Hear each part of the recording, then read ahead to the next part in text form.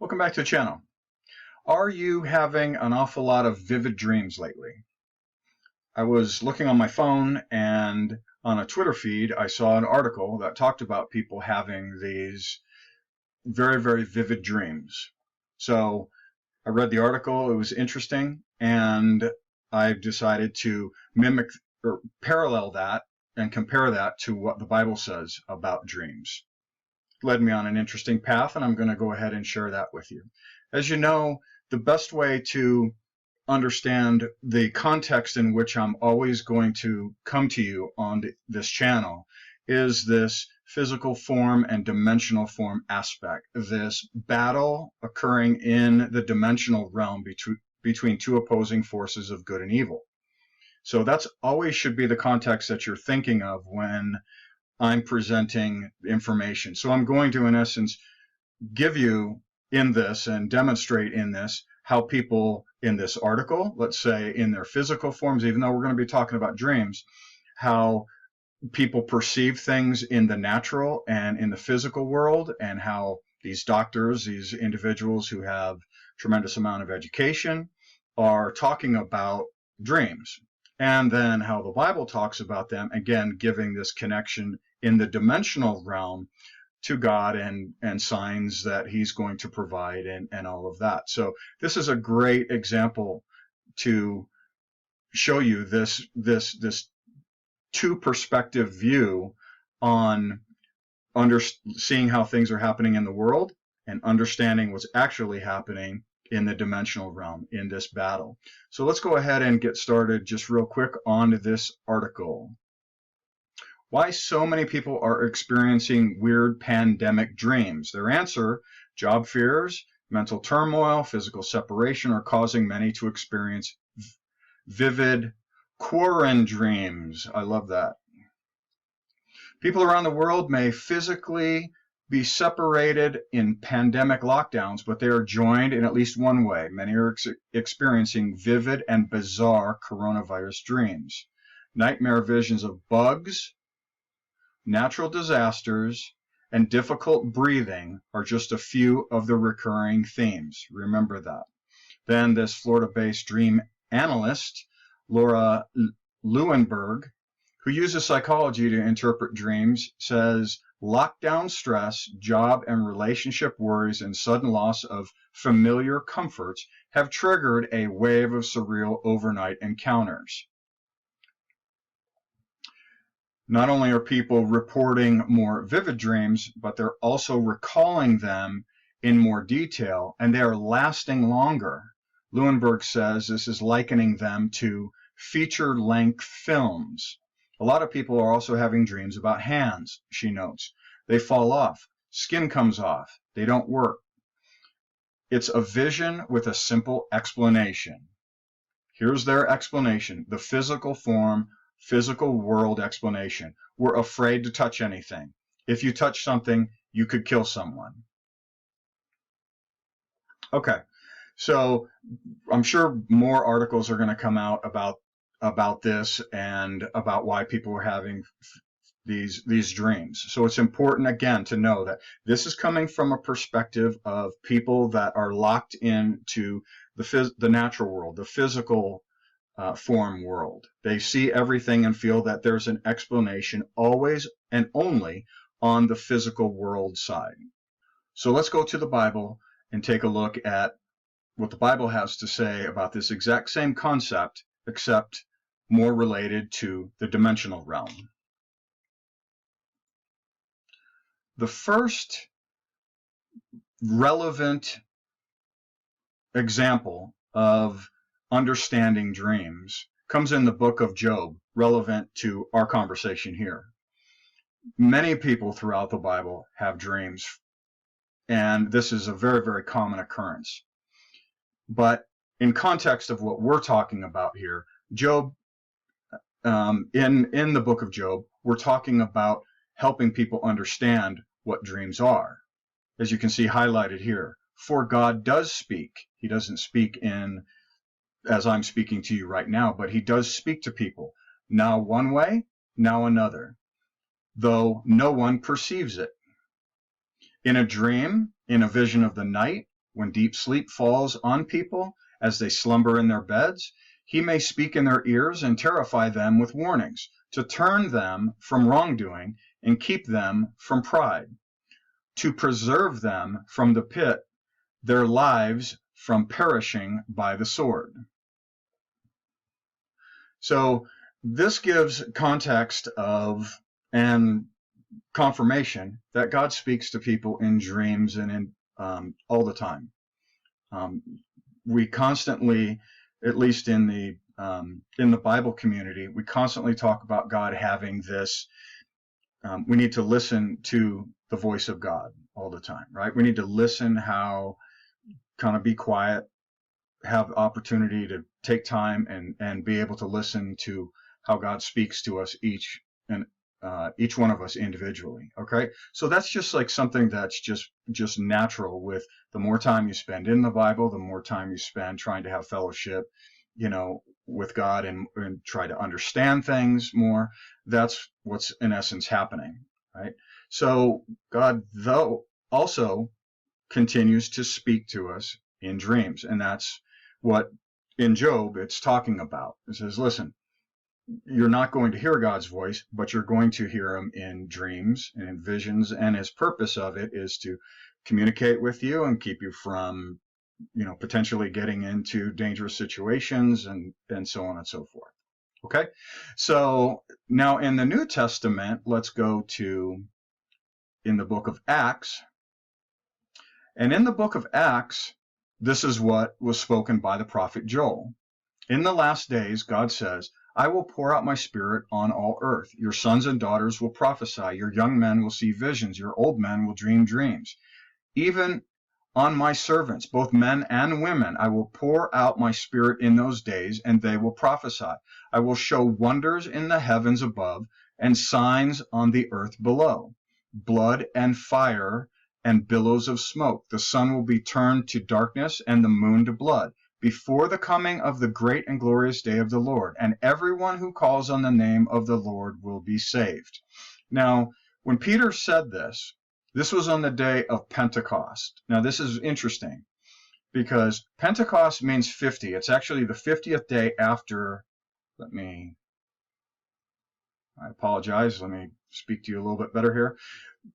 Pentecost means 50. So on this day, when this happened, when he's about to explain this dream link and relation to what Joel said back in the Old Testament, is the day of Pentecost. Now, Pentecost is 50 days after Passover. Passover, as we know, is the day before Good Friday, which is the day before that Jesus is put to death on a cross, and then you have Easter Sunday where Jesus rises from the dead, rises from the grave. Okay, so Passover, 50 days after Passover, is observed, and this Passover actually refers back to the very, very first Passover when the Jewish people were in Egypt. So on this Thursday before Jesus is put to death at the Last Supper, this is Passover. He is crucified on Friday, the very, very next day. 50 days from that point forward is Pentecost, when this event that Peter is talking about, this dream sequence. So let me just go back here and basically relate what's happening here. So when the day of Pentecost came, they were all together. All of the disciples were together in one place. Suddenly a sound like the blowing of a violent wind came from heaven and filled the whole house where they were sitting. They saw what seemed to be tongues of fire that separated and came to rest on each of them. All of them were filled with the Holy Spirit and began to speak in other tongues as the Spirit enabled them.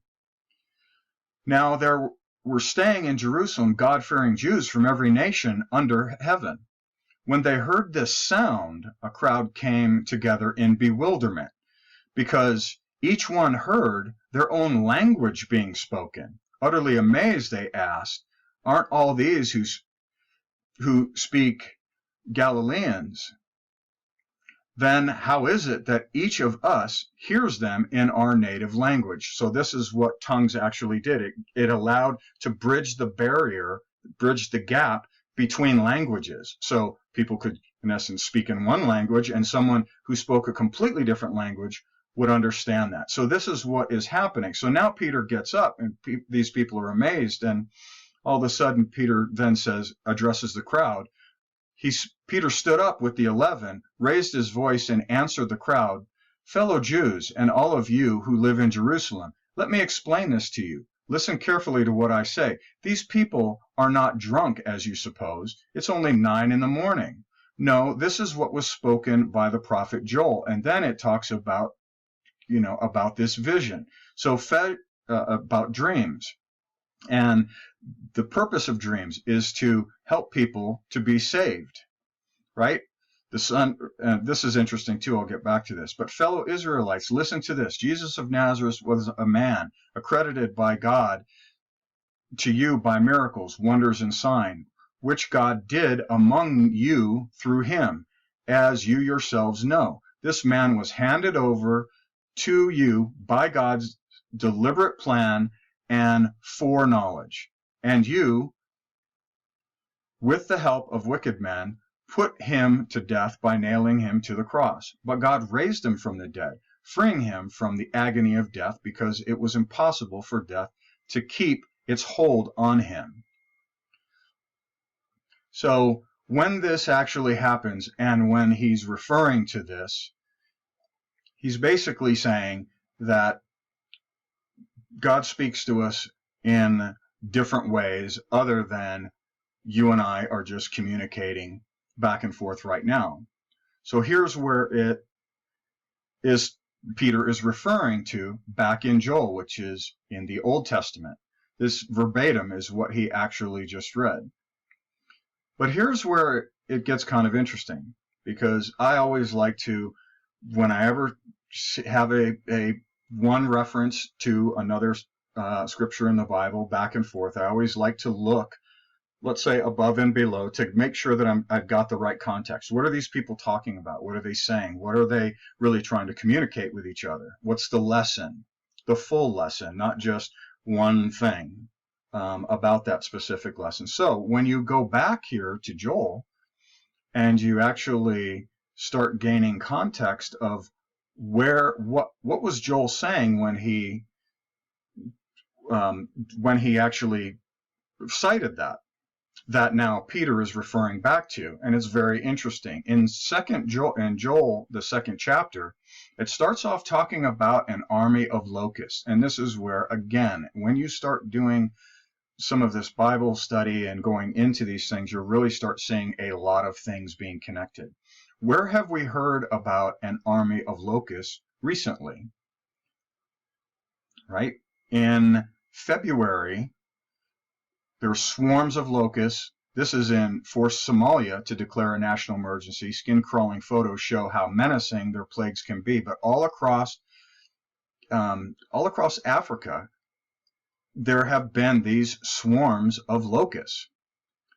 And apparently, desert locusts are the most destructive of all locust species, known for their speedy growth and enormous appetite. A swarm containing an estimated 200 billion locusts was recorded in Kenya, and each insect can eat its own weight in food. That equates to about as much food as 84 million people, I think it's supposed to say, can eat in a day, according to a UN briefing. So this is very interesting information.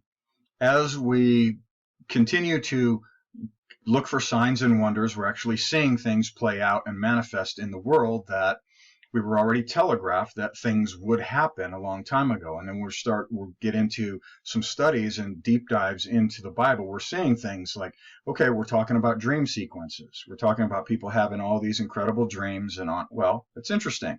And Peter talks about, and he refers back to, what Joel said. And in Joel's vision, what he's talking about here, the very first thing in the second chapter of Joel is, right, they're talking about locusts.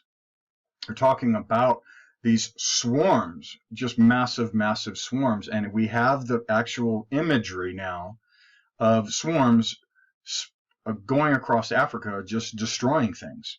So this is common knowledge and right, readily reported. We know this. So we need to start thinking in those terms, is that as we start getting more and more information, we're starting to see things that are actually talked about in the Bible, documented thousands of years ago, that are actually starting to happen. So let's just go back really, really quick and look at what is happening here.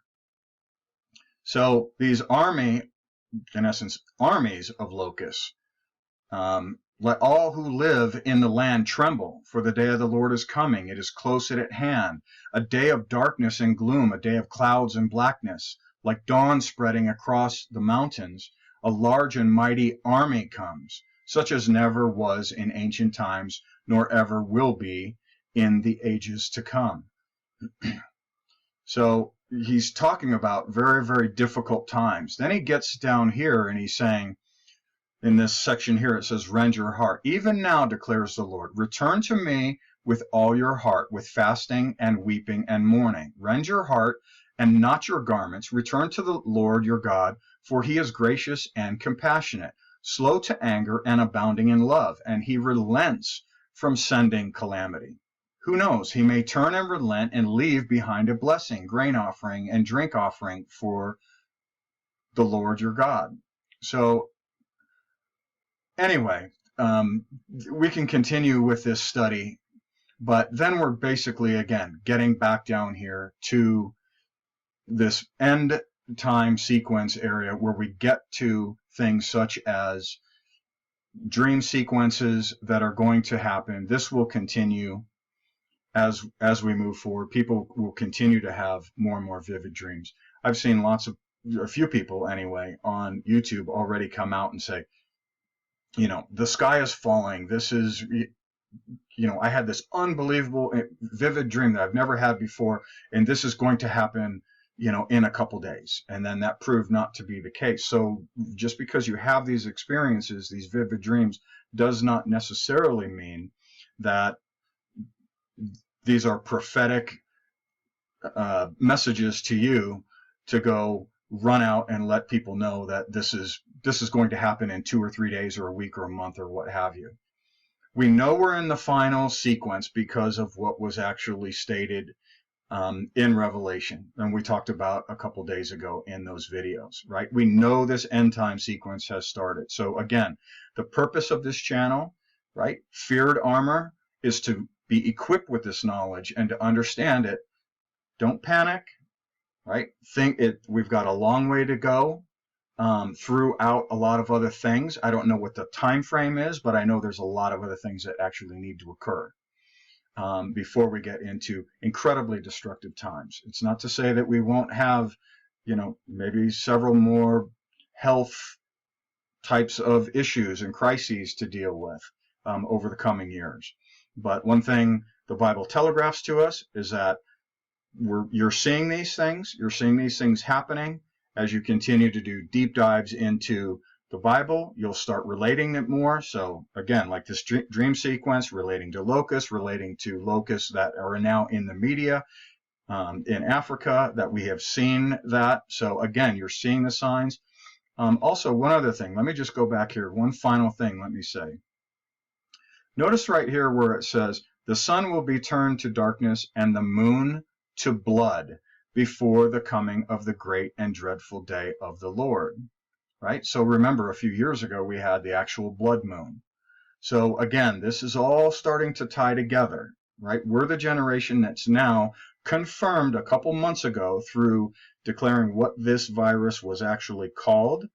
Corona, meaning crown, and we know the white horse rode with a bow and a crown. So we're now 100% certain the sequence has started, and in these times we're going to see wonders, in the heavens, which we have the blood moon, which again, this is something that happened a couple years ago, that again, when that happened, everybody's freaking out, thinking this is the end. With the blood moon mean the end? No, it doesn't. It means we need to continue to do deep dives into the Bible, and this will help us understand this battle. And we're seeing it, again, what I'm focusing in on this channel, from the physical realm and the dimensional realm. We're learning more and more and more about the dimensional realm and how to be strong and do not fear of what's going to happen, and become more and more informed and educated and prepare ourselves for what's to come. Okay, thanks again for your time. I appreciate it. I'll see you on the next video.